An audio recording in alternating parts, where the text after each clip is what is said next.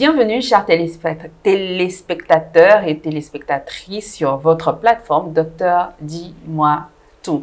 Aujourd'hui, nous ouvrons un espace précieux, celui de la parole, de la mémoire, des gestes transmis et des émotions à partager que nous avons appelé la parole des anciens. Une rubrique de transmission intergénérationnelle et de santé populaire. N'est-ce pas, la sage? En effet, docteur. Et c'est dommage quand même de constater que dans la société et maintenant en médecine, on a la sensation qu'on veut faire taire la voix des anciens. Et pourtant, dans cette voix, il y a une sagesse que la médecine ne peut même pas remplacer. Dans la parole des anciens, une grand-mère ou un ancien partage un conseil, un souvenir, un regard sur la santé.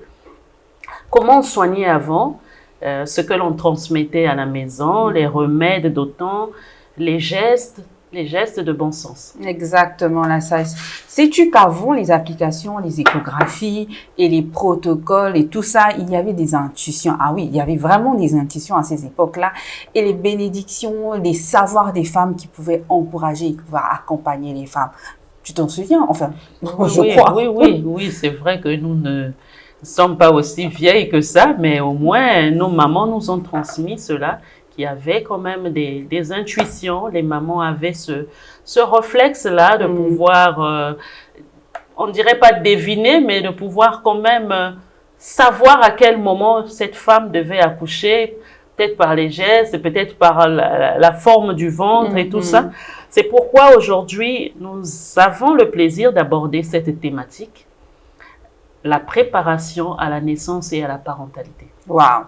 Alors, je suis la sage-femme Damil Kingengi. J'exerce principalement à la clinique Netcare. Eh oui, et moi je suis Dr Nogaël Ongania Ikobo, épouse Jimbi Makunji, médecin gynécologue obstétricienne, exerçant principalement à la clinique chirurgicale des armées Océan. Et on se retrouve donc tout de suite après le jingle.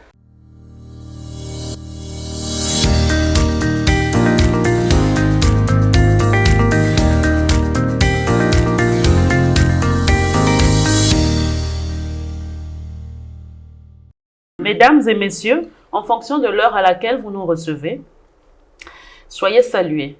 Et comme annoncé précédemment, nous avons l'honneur et le plaisir de recevoir aujourd'hui, sur ce plateau, Madame Bouanga Marie-Colette, que nous allons affectueusement appeler Mamie Coco. Oui, en effet, la sage.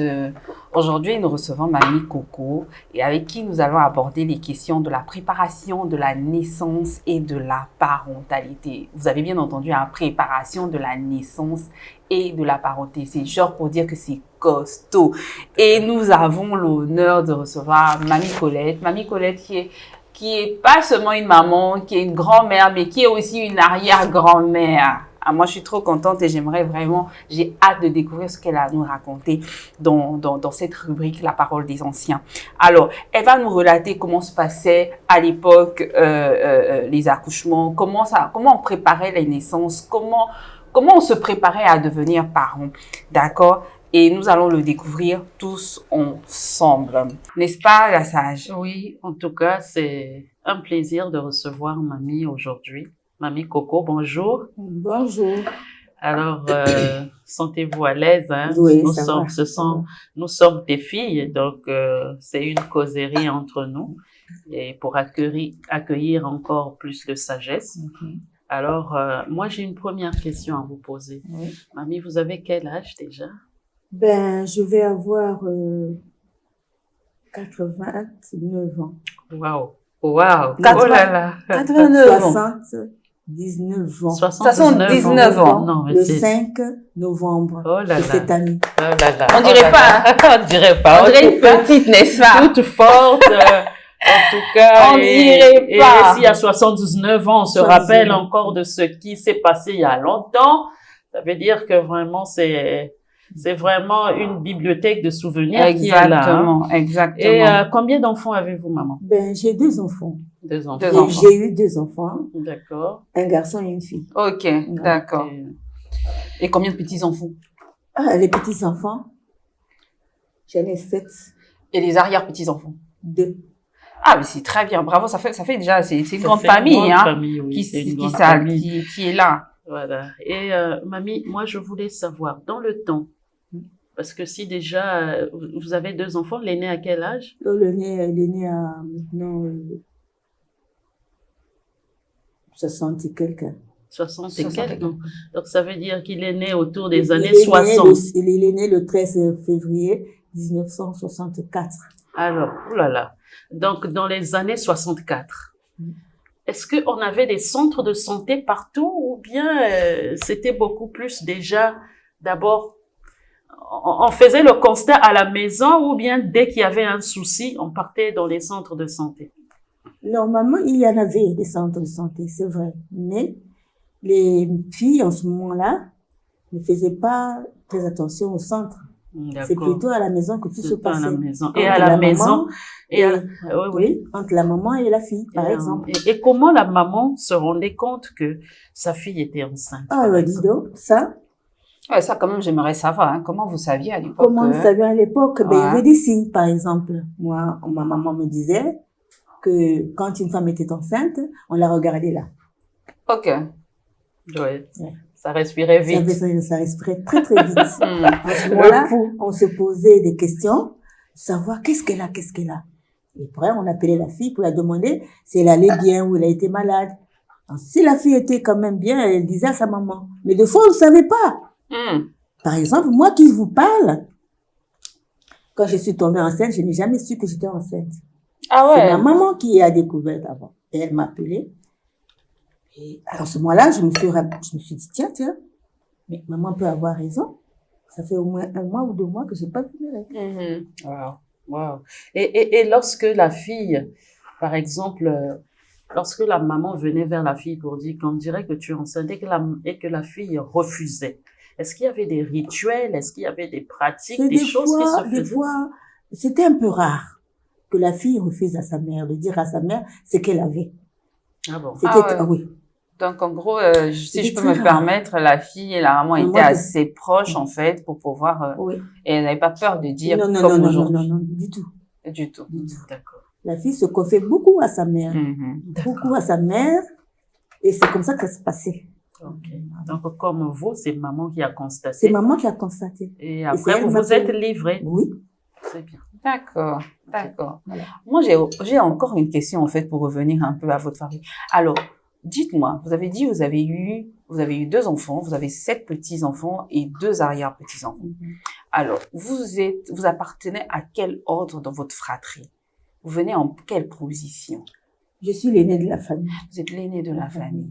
Et c'est une famille de combien? De 13 de papa et 6 de maman. D'accord.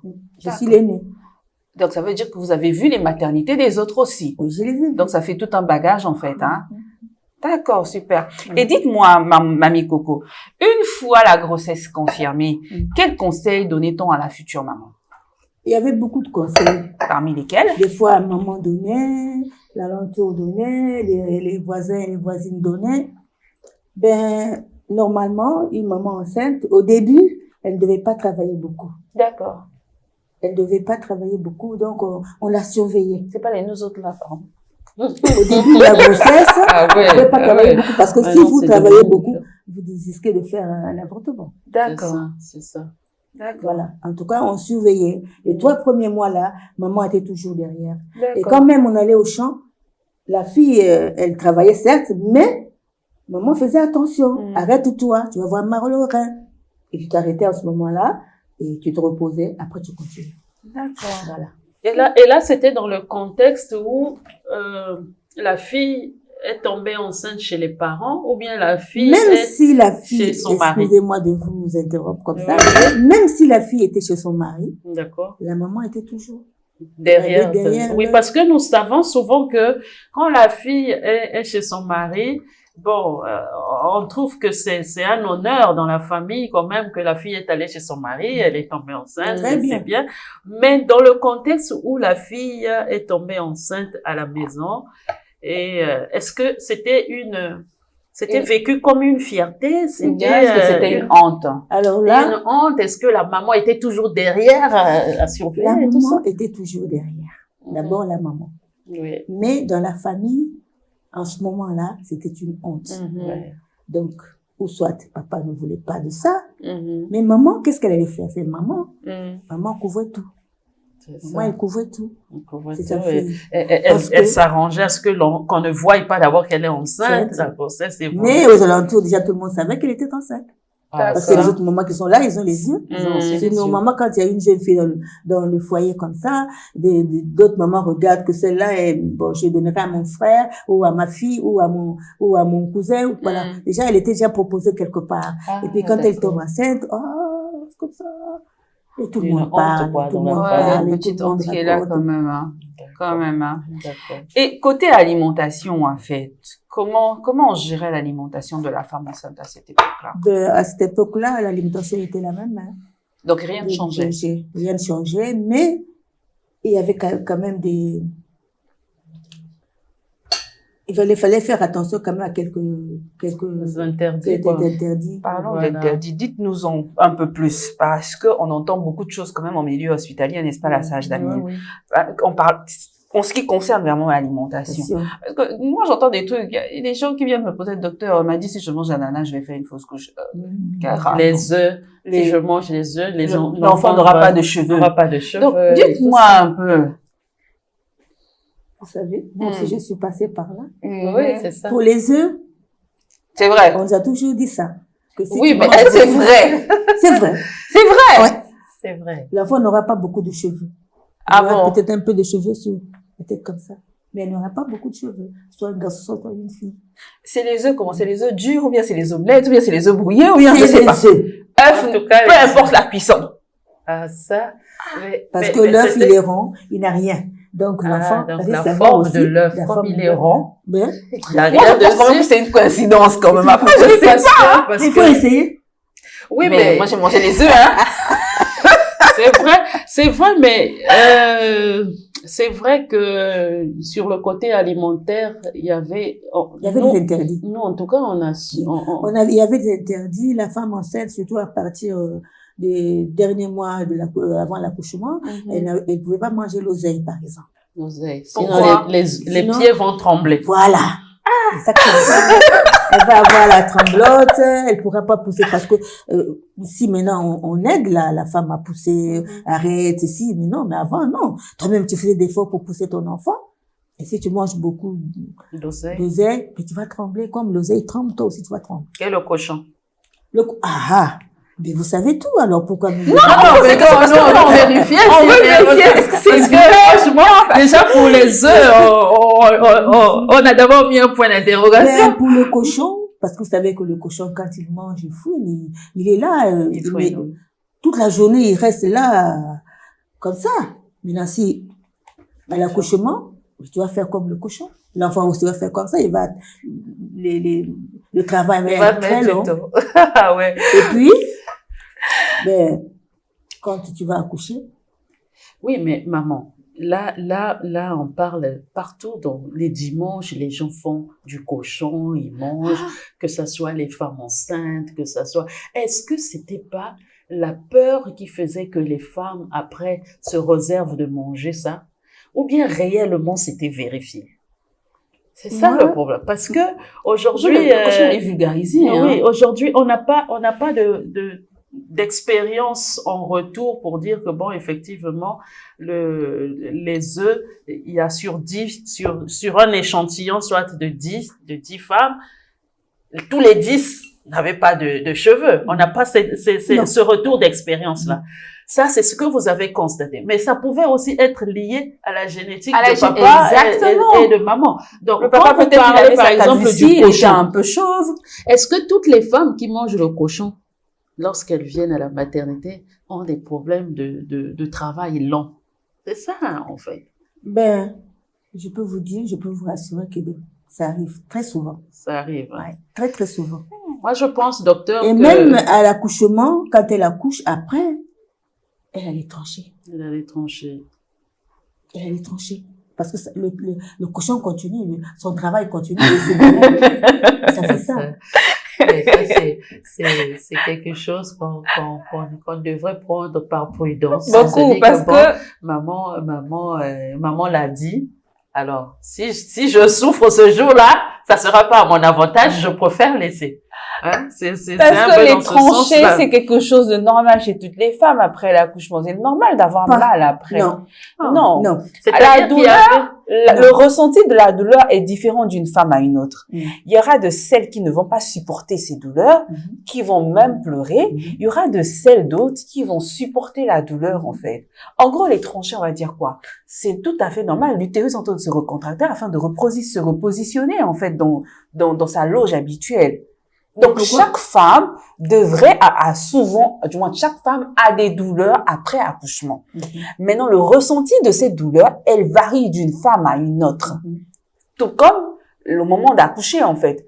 Moi, je peux aller à la maternité, je vais faire tout un tapage parce que je supporte pas la douleur, mais il y aura une autre qui, c'est à peine si on l'entend crier, si elle a mal, elle fait ça. Ou elle cogne contre le mur. Mais sa voix, on ne l'entend pas. Ça veut pas dire qu'elle n'a pas mal. Elle a mal aussi. Mais elle sait supporter ou elle sait tolérer sa douleur. Il y aura une autre, elle va faire tout un scandale pas possible. Oui, mais docteur, moi, ce que je pense, ce que la maman veut nous faire comprendre, c'est que elles ont été dans des situations où elles ont vu des gens manger du cochon. Et des gens n'ont pas mangé du cochon. Il y a eu quand même une différence dans les contractions de l'utérus. Voilà, donc, du coup, pour éviter d'être confronté à cette coïncidence qui pourrait peut-être être une coïncidence, on préfère éviter. Donc, oui, c'est à revoir et on peut l'accorder. On peut l'accorder le bénéfice du Aujourd'hui, on a beaucoup de dérivés de cochon. Voilà. Le saucisson au porc, c'est du cochon. La viande échine, là, c'est du cochon. En fait, c'est du porc. Donc, on a tellement beaucoup de dérivés de porc et tout. Et après, moi, je suis quelqu'un qui mange un peu tout ce genre de trucs. Mais je ne me retrouve pas. Bon. Je ne me retrouve pas. En tout cas, c'est à vérifier, c'est à expérimenter. Mais comme on le dit, c'est ça, c'est comme voilà. Ça. Et à l'accouchement, quand c'est comme ça, quand après l'accouchement, que si la femme fait des tranchées comme ça, et bien automatiquement, nous, dans ce moment-là, on va au marché, on cherche le poisson larrain. Le poisson larrain, oui. Larrain. C'est tout plat comme ça. Je sais pas si vous connaissez l'arrêt. Nous, on appelle ça tibouel. Tibouel. Tibouel frais. D'accord. Et vous faites ça en bouillon. Et c'est ça qui arrête les douleurs. Oui. D'accord. Et pour ces femmes qui disent qu'il faut qu'ils prennent, c'est pas du whisky, mais c'est une liqueur forte. Est-ce que c'est... Nous n'avons pas, dans notre temps, il n'y avait pas de kelouélé, il n'y avait pas c'est vrai qu'il y avait des liqueurs, certes, mais nous, on ne prenait pas de liqueur. D'accord. La femme était interdite de prendre des liqueurs, surtout quand tu venais d'accoucher. C'est bien. Chez nous, on disait que si tu prends le liqueur en ce mois-là, tu auras des hémorragies. D'accord. Donc, on défendait. D'accord. On ne prenait pas, non. D'accord. Et pour ne pas déjà devancer vers l'accouchement, on est encore dans la grossesse. Est-ce qu'il y avait des attitudes ou bien des comportements qui étaient déconseillés à une femme enceinte? Oui, il y en avait. Comme quoi? Comme quoi, ne pas croiser les pieds. Quand tu es assise, ne croise pas tes pieds. Pourquoi? Mais c'est aussi la même chose que le cochon. D'accord. Tu ne croises pas tes pieds. Ouais. Tu bois pas l'eau à la bouteille. Ça aussi, c'est comme le cochon. Oui. L'eau à la bouteille, l'enfant va faire... Aura le hockey. Dès la naissance. Et c'est pas bien. Donc, on nous défendait de prendre l'eau à la bouteille. Wow. Le caca, non, faut pas prendre l'eau à la bouteille. On ne le prenait pas. Mais s'asseoir devant la porte. S'asseoir par terre devant la porte de la maison. C'est pareil comme le cochon. L'enfant retarde de venir. Le miroir. Par exemple, tu es là en train de te mirer, Faut pas se mirer. Non, tu te mires normalement, mais maintenant, aujourd'hui, il y a la beauté, non?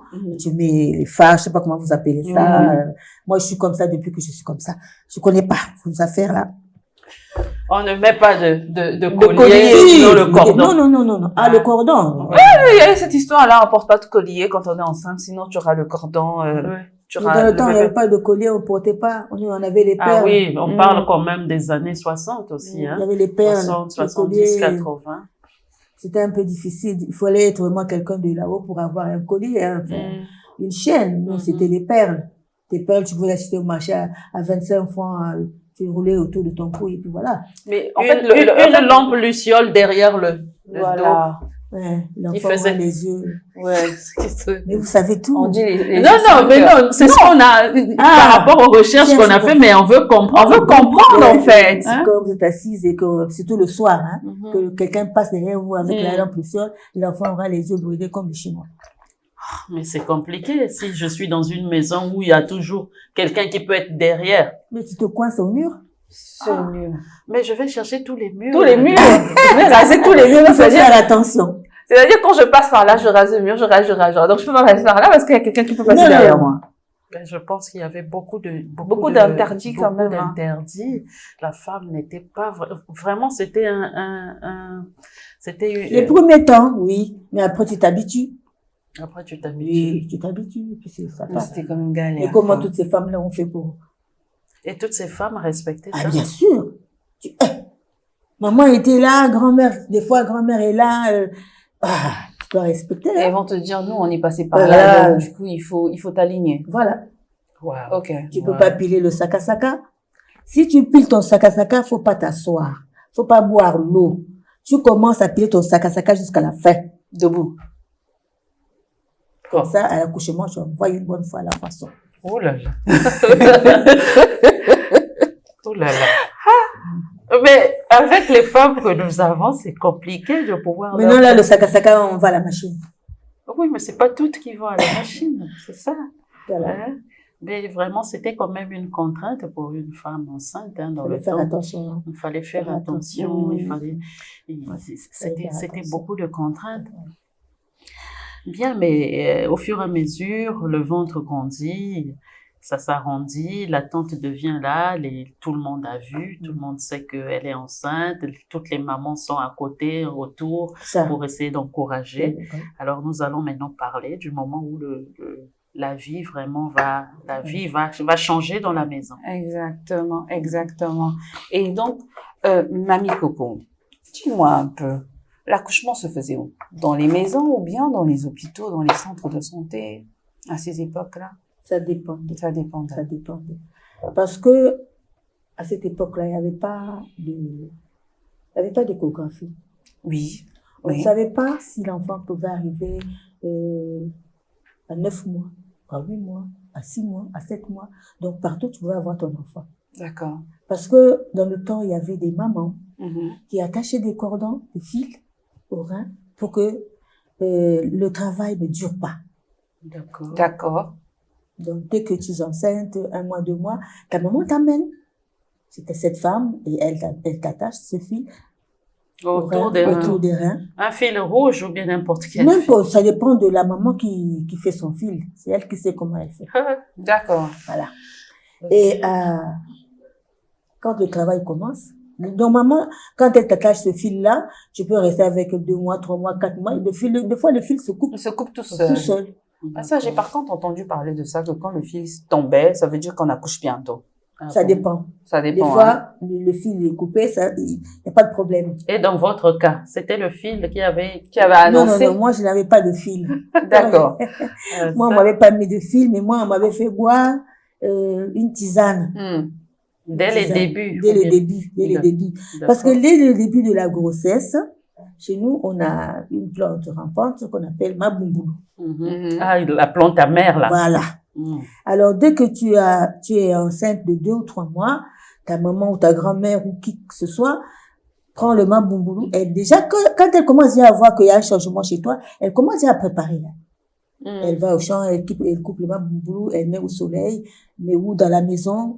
Alors, le mabumboulou est sec, elle écrase avec la paume de main, elle prend le cendre sur du feu, la cendre, elle récupère et elle mélange avec mabumboulou, avec un peu de sel. D'accord. Et tous les matins, je prends. Dès que tu te lèves, avant même de bosser ta bouche, on te met la cendre là, et puis toi tu lèches. D'accord. C'est un traitement. C'est un traitement. D'accord. Pour éviter que l'enfant et des taches sur la peau. Mais c'est tellement amer que... C'est pas amer, non. Non, le mabumbulu déjà est très amer. Ça, je sais que vous le donnez au bébé pour soigner les douleurs des ventres. Quand on mélange le mabumbulu avec la cendre et du sel, ce n'est plus amer. Non, ça, l'amertume diminue. Voilà. D'accord. Et après, vous avez bu ça tous les jours, comme un traitement, comme si c'était le fer qu'on vous donnait. Mais aussi, pour prévenir le palud. Pour prévenir le palud. Aussi. Dans la petite goutte que tu mets là. Tous les matins, tu es là. C'est vraiment le traitement prophylactique du paludisme. Et ça a permis que, parce que j'imagine qu'il n'y avait pas de date de dernière règle. Il n'y en avait pas. Donc, ça a permis de savoir que là, je vais bientôt accoucher. Même pas. Vous ne pouvez pas savoir comment. On pouvait savoir que ce sont les mamans qui te voient. Que le ventre est descendu. Le ventre est descendu. Et le ventre a laissé la poitrine. Et le ventre est descendu. Mais c'est toute une sagesse. Mamie Colette, c'est pas toutes les femmes chez qui le ventre descend. On est d'accord. Il y a des femmes chez qui le ventre descend. Non, c'est parce que, docteur, nous, médicalement parlant, on ne fait pas attention. On fait pas Ces mamans faisaient attention. Et elles voyaient que le ventre diminuait. Et de parce que si vous tout allez, par exemple, à la rivière, vous l'avez. Tu vas avec ta maman ou tu vas avec ta tante, mais on te regarde. On voit à quel niveau. On parle du contexte où il n'y a pas de pompe et tout ça, c'est à la rivière, comme vous allez. Par exemple. Ouais. Oui, si elle vous sait allez à la que maison, là, on dirait que... on te regarde, on te suit. La femme enceinte, elle est suivie par ses parents. Vraiment. Les mamans, elles sont plus que des sages. Après, le ventre descend. Quand on voit que le ventre a laissé la poitrine, elle est descendue jusqu'à là. Celle-là, bientôt, elle va accoucher. Alors là, tu es surveillée de près. Et là, dans cette surveillance de près, est-ce qu'il y avait des choses physiques qu'il fallait faire? Est-ce qu'il y avait des rituels spirituels qu'il fallait faire? Normalement, des jours qui venaient avant? On n'avait même pas besoin de faire les rituels. D'accord. Parce que tous les jours, tu allais au champ. Ça devient comme une activité. Mais oui, on accouchait au champ. Tous les jours, tu allais au champ. Mais non. Si tu es marié, tu dois accompagner ta belle famille au champ. Même quand tu es à terme, quand on sent que le ventre est descendu, on te laisse quand même aller. Mais c'est pour donner la force, mais comment? Tu vas au champ. Parce que tu dois aller au champ pour ton bois. C'est quand tu vas accoucher, tu vas avoir besoin du bois. Ce qu'on va t'amener, peut-être qu'on ne fera pas 3 mois ou 4 mois. Il faut que toi-même, tu vas aller chercher ton bois. Et tu stationnes ton bois quelque part.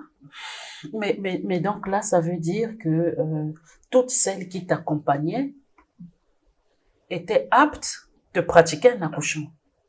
Non, pas forcément. Mais puisque vous m'envoyez au champ avec la belle famille. Cette belle famille-là, il doit avoir des fois c'est une belle sœur, des fois c'est une belle mère. Bon, maintenant si je vais accoucher là-bas, qui va m'aider? Oh, il y aura toujours quelqu'un qui viendra t'aider. Elle va sortir de Mais le champ est loin du village. Non. Quand la femme est presque à terme comme ça, on la voit pas loin. Non. Ah, d'accord. Non, elle va pas loin. Et donc l'accouchement pouvait se faire au champ. Ça pouvait se faire à la maison. Ça pouvait se faire à la cuisine. Plus souvent à la cuisine, au bord du feu. Au bord du feu. Plus souvent à la Mamie cuisine. Colette, il y a cette théorie-là où des trucs qu'on voit souvent dans les films, où on voit quand quelqu'un est en train d'accoucher dans une maison, ils vont chercher de l'eau chaude et tout. Est-ce que c'est vraiment des trucs qui se faisaient aussi à votre époque, où vous allez chercher de l'eau chaude? D'abord, jusqu'aujourd'hui, même dans les films, je me pose encore la question, à quoi ça sert cette eau bouillante qu'on met au feu pour quelqu'un qui est en train d'accoucher? Qui est en travail. Ou qui est en travail. Normalement, chez nous, on n'avait pas besoin d'eau chaude. D'accord. À ce moment-là. Quand l'enfant venait, on n'avait pas besoin d'eau chaude.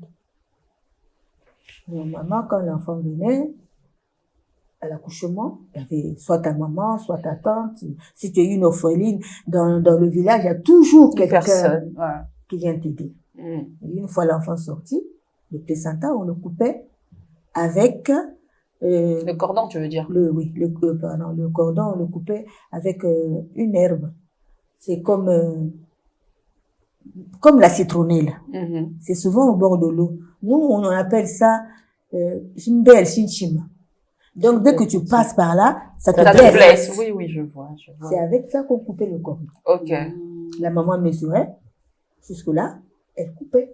Waouh. Avec ça. Si y avait pas si par exemple c'était en brousse où vous pouvez pas avoir ça, eh bien automatiquement on coupait une branche de palmier. D'accord. Et le dos du palmier, on enlevait. Le palmier il est comme ça, non? On enlève et après ça fait comme une lame. Voilà. D'accord. Et après on coupe le cordon. Et là il y avait des mamans qui avaient l'expérience là-dessus, ou bien même ta propre mère pouvait le faire? Des mamans qui avaient des expériences. Parce que des fois, les mamans, c'était difficile que la maman... Il y a les émotions, en fait. Souvent, c'est pas facile. C'est pas pour rien. Déjà, même quand l'enfant commence à accoucher, la maman est là-bas, elle tombe. Comment ça va se passer? Donc, si c'était moi, j'allais déjà, ça allait être bien. J'ai envie de savoir un peu comment ça s'est passé chez vous pour la première fois. Parce que si c'était dans le contexte où, est-ce que c'était au champ, est-ce que c'était à la maison, est-ce que c'était dans la cuisine? À la maison. À la maison. À la maison. D'accord. Ben, la jeune fille que tu étais devrait être en train de stresser. Comment? Est-ce que tu stressais ce jour-là? Avait stressé certainement. J'avais peur. Oui, entre la douleur et c'était des douleurs qui ont commencé le même jour et puis vous avez accouché le même jour. Au bout de combien de temps? Il n'y avait pas de cochon, il n'avait pas consommé de cochon. J'avais accouché le même jour. Au bout de combien de temps ça a duré? J'ai commencé le matin un peu et vers 11h, 12h j'ai accouché. Ah ouais, c'est quand même très long pour une primipare quand même. Et en ce temps-là, comment on protégeait un peu le bébé lorsqu'il venait? Comment on protégeait la mère? Comment on savait que cette femme ne va pas faire l'hémorragie? Comment ça se passe? L'hémorragie était évitée très souvent par le placenta. D'accord. Dès qu'on coupait l'ombril, dès qu'on coupait le cordon, automatiquement, il fallait faire un effort pour sortir le placenta. Comment vous faisiez? On appuyait. On appuyait. Par ici. Okay. Vous appuyez fort. Et vous avancez au même moment comme ça, jusqu'en bas et puis le placenta. J'ai quand même une question. C'est-à-dire que nous, en médecine, on s'assure d'abord quand même que le placenta a déjà commencé à se décoller avant d'aller le chercher ou bien avant de le tracter sur le cordon. Mais vous, comment vous saviez que le placenta a déjà commencé à se décoller? Ou bien c'est systématique. Quand l'enfant venait, tout venait avec lui. D'accord. Comme c'était un travail chez nous, naturel. Normalement, on ne devait pas s'allonger pour accoucher. Ok, c'était assis. Assis. D'accord. On devait vous relever le derrière, et maman derrière, vous relevez. Assis, accroupi, c'est ça? Non, assis carrément. Comme ça. Ok. Et derrière, la maman vous relevait doucement. Et on prenait vos mains, on les mettait entre les cuisses et les genoux, que vous pliez. Ok. Vous repliez vos pieds sur vos cuisses. Et après, la maman vous disait, allez, maintenant il faut travailler. Fais un effort, et puis après l'enfant va sortir. On faisait des touchés? Non, comment? Mais comment on va savoir qu'elle est là? Quand elle voit la tête de l'enfant sortir, les cheveux déjà, elle dit, l'enfant est là. En fait, elle crie, il s'en va. Bon, ceux qui sont à côté viennent. Est-ce qu'il y avait des moments où elle perdait aussi les os, ou bien on perd les os de façon spontanée? On perd les os normalement, comme toujours. Avant l'entrée en travail comme aujourd'hui, où on a cette femme-là qui peut perdre ses os à la maison, elle vient à l'hôpital, elle peut faire 24 heures avant d'accoucher, ou bien quand on perd les os, c'est dans les heures qui suivent, on rentre en travail. Si c'était comme ça, si ce que vous voyez maintenant, si dans le temps ça existait, on n'aurait pas eu beaucoup d'enfants comme ça. C'est ça. Ouais. Si ce que vous voyez maintenant, dans le temps, ça se passait comme ça, nous, on ne serait pas nés. C'est ça. Il n'y avait pas de drap, il n'y avait pas de quoi, rien. Pas de vaccin. Pas d'antibiotiques. L'antibiotique, c'était le feu. Le feu. Quand la maman accouchait, automatiquement, on la mettait au bord du feu. L'enfant. La maman d'abord. La maman. On la tournait, le dos, contre le feu. Pourquoi? Contre cette chaleur-là. Mais cette chaleur-là ne va pas favoriser un saignement.